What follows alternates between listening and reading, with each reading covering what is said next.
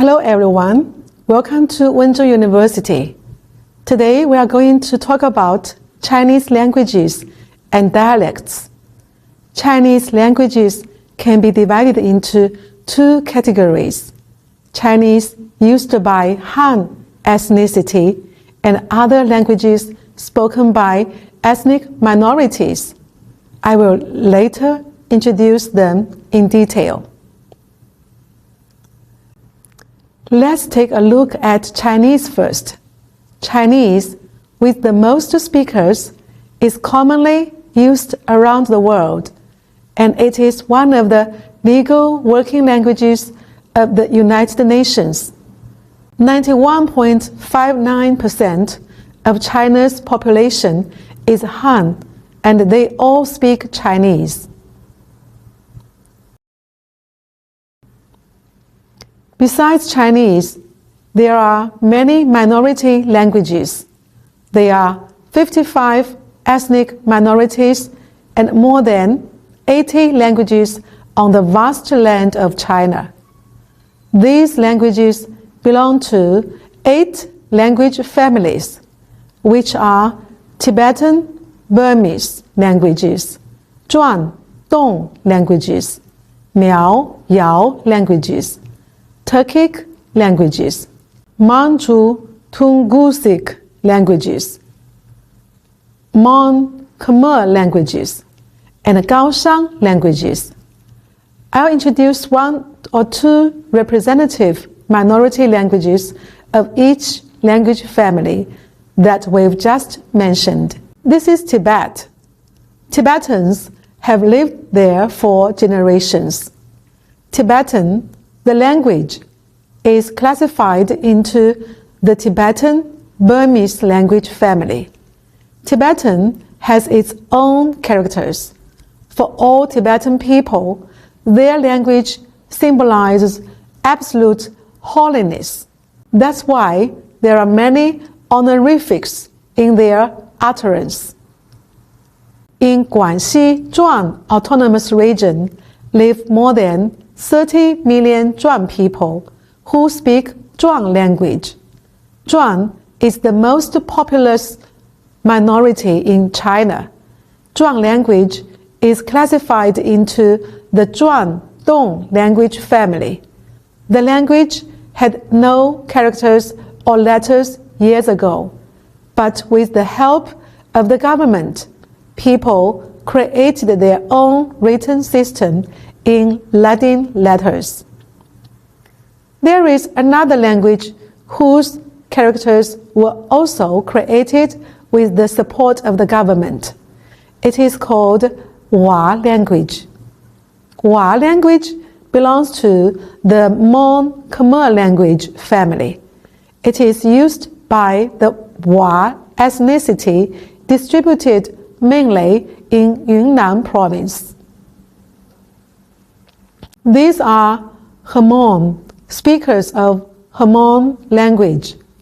Hmong is called Miao in Chinese, so Hmong language is also known as Miao language.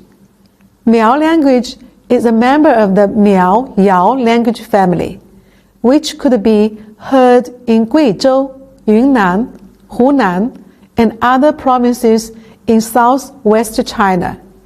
Miao language has tones as Mandarin does. The difference is that it has 8 tones, while Mandarin has only 4 tones. Uyghur, the ethnicity, mainly resides in Xinjiang and speaks Uyghur language.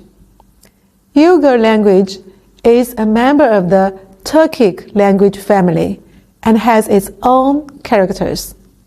China's Inner Mongolia Autonomous Region is principally inhabited by Mongols.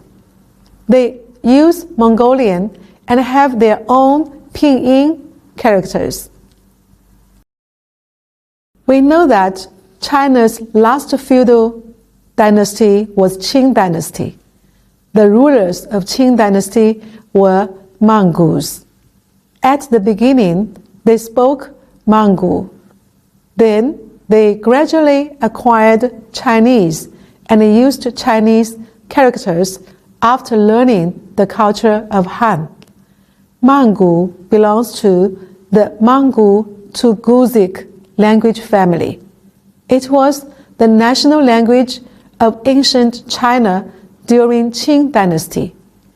With the collapse of Qing feudalism and the Sinicization of Mangu ancestors, the language was lost in time and no one speaks it in modern China.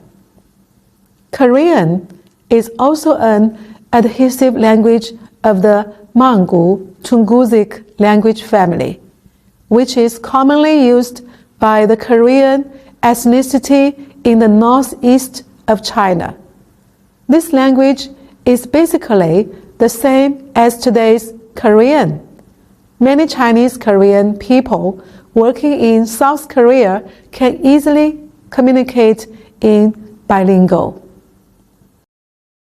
Kaohsiung people normally refer to the Aborigines of Taiwan, China. They speak Kaohsiung language. There are various kinds of Kaohsiung languages with only oral language but no written symbols. Learning about so many minority languages, you may find it hard to remember them as well as where they are distributed. To make it more intuitive, let's take a look at the distribution map of minority languages. China is a multi-ethnic country with many kinds of languages. The common language in modern China is Chinese. Speaking of Chinese, the first thing to mention is Mandarin. Mandarin is not only the common language of modern Han ethnicity, but also the official language of China. It has been popularized in China since 1955. By 2020, the popularization rate of Mandarin nationwide had reached 80.72%. So, technically, what is Mandarin? Let's take a look at the definition of Mandarin. It takes Beijing pronunciation as the standard pronunciation, Northern dialect as the fundamental dialect, and typical modern vernacular literatures as the grammatical norms. After understanding the definition of Mandarin, let's further learn about the characteristics of it. In the phonetic system of Mandarin, there are 22 consonants and 23 vowels. As some of you might have already known, it is a tonal language with a total of 4 tones. Different tones express different meanings and implications. Chinese characters are unique too. First of all, Chinese writing symbols are square characters, not letters. So, instead of spelling words, we write words. Secondly, it is ideographic, which means it will be difficult to pronounce a word just by how it looks. Finally, Chinese characters have a long history and have been used by Chinese people for thousands of years.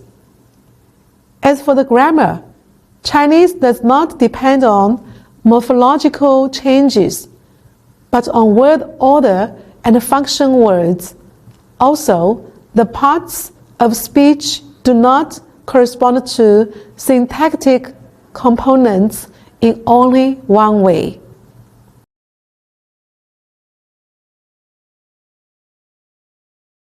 Except Mandarin, there are dialects. Generally speaking, there are 7 major dialects in China, namely Northern dialect, Wu dialect, Xiang dialect, Gan dialect, Hakka dialect, Fujian dialect, and Cantonese dialect. Each dialect has its particularities in pronunciation, grammar, and vocabulary. Now, I'm going to introduce 7 representative subdialects under each major dialect. The first one is Beijing dialect. Beijing dialect, also known as Jingpianzi, is an important member of the Northern dialect. Its pronunciation is characterized by linkage and omission. In another word, it may be the laziest language, since the speakers usually minimize unnecessary pronunciation. For example, native Beijing speakers pronounce the word 今天 as 今儿, the word 这里 as 这儿, and the phrase 怎么了 as 咋了. Other than Beijing dialect, let's learn something about Shanghai dialect, the subdialect of Wu dialect. Shanghai dialect has 5 tones. With wealth of changes in tone, it sounds lively and vivacious. If you speak too fast or too clearly in Shanghai dialect, others may think that you are arguing with someone. The next one is Changsha dialect, which belongs to Hunan dialect. Changsha dialect has recognizable pitches. Speaking with a Changsha accent is kind of like singing, with all the ups and downs. The most interesting and lovely part in vocabulary is that many nouns end with the word 子, especially the names of small animals or plants. For instance, ants are called 蚂蚁子, and leaves are called 树叶子. Nanchang dialect is the most typical one in Gan dialects. It is a complicated dialect including 7 tones. It not only retains a large number of ancient Chinese vocabularies, but also remains a great deal of early vernacular pronunciation, which makes Nanchang dialect sound different from other dialects. To speak of Hakka dialect, we have to talk about Meixian dialect, distributed in Guangdong. Pronunciation of Meixian dialect is regarded as the received pronunciation of Hakka dialect.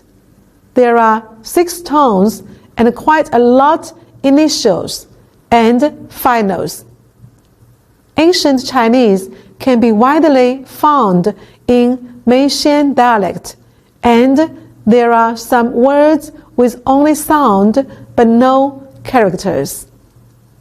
Xiamen dialect, also known as Xiamen language, belongs to the southern Fujian dialect.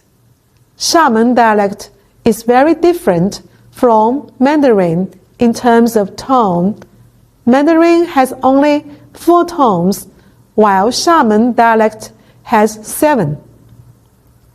The sandy phenomenon in Xiamen dialect is even more complex than that in Mandarin.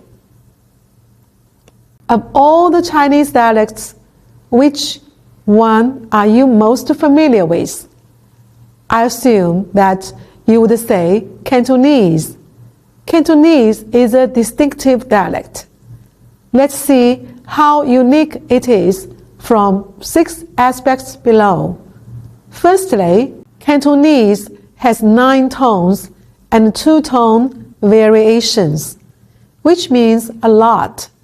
Secondly, it also retains a great amount of ancient Chinese. Thirdly, there are many colloquial slang words. Fourthly, there are a lot foreign words in it too. Fifthly, the word structure is unusual. And sixthly, inversion appears frequently in daily conversations.